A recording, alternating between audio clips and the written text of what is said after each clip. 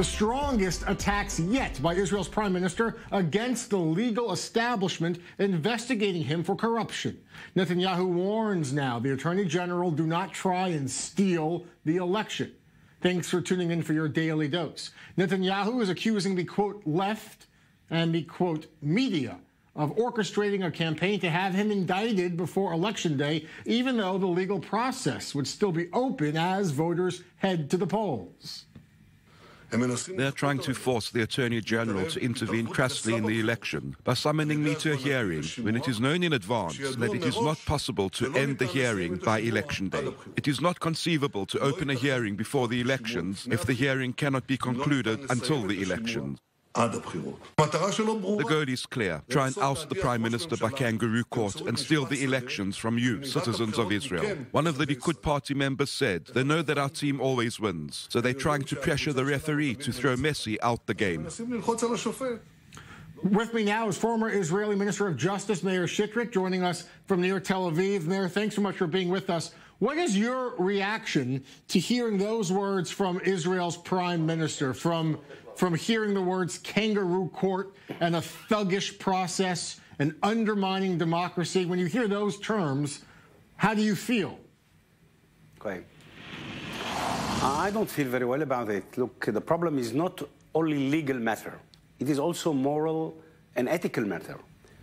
I believe that the General Attorney should really make his own decision before the election in order to let the people of Israel, the voters, to know what is the situation of Prime Minister before they're going to vote. It's better than to do it afterwards. Then he will be accused that he's trying to create a problem for Prime Minister.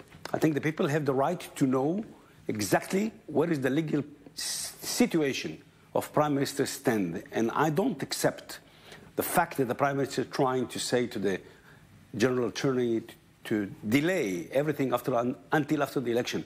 We have to remember that the one who determines when the election will be is the Prime Minister, knowing that it is on the way of the legal advisor really to make a decision about his cases. So I believe that the justice system should not be interfered by Prime Minister or by any other public position. I have a total trust in the legal departments and the Justice Ministry that they're doing their job. They don't try to remove anyone or help anyone or tackle any one of them. Mayor, recently the coalition chairman openly and publicly accused the Attorney General of setting up the Prime Minister, of being behind basically a sham investigation to get him indicted. He said that millions of people are not going to accept this and millions might take to the streets.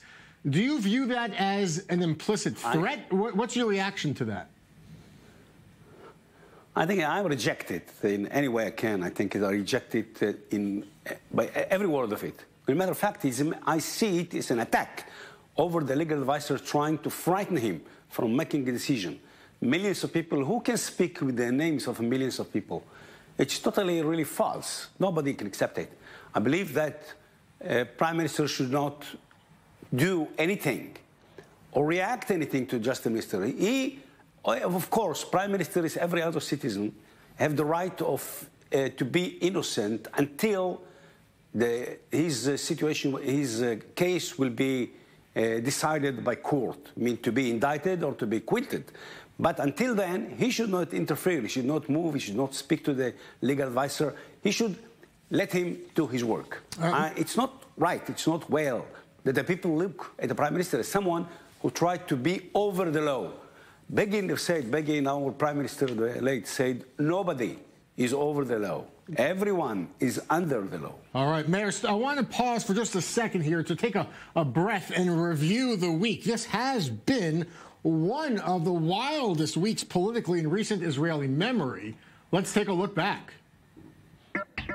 On Saturday, two Israeli ministers broke away from their right-wing pro-settlement party with a long-term plan to boost their political futures. The new right party is the real right-wing party. I'm aware of the fact that this new party jeopardizes a lot of parties. On Monday morning, new polls. Netanyahu running away with the race. His closest rival, Benny Gantz, a former military commander who has been making headlines for staying silent. That changed Monday afternoon. No, it's Israel. It's all about Israel. Left, right, doesn't matter. On Tuesday, a humiliating on-air dismissal.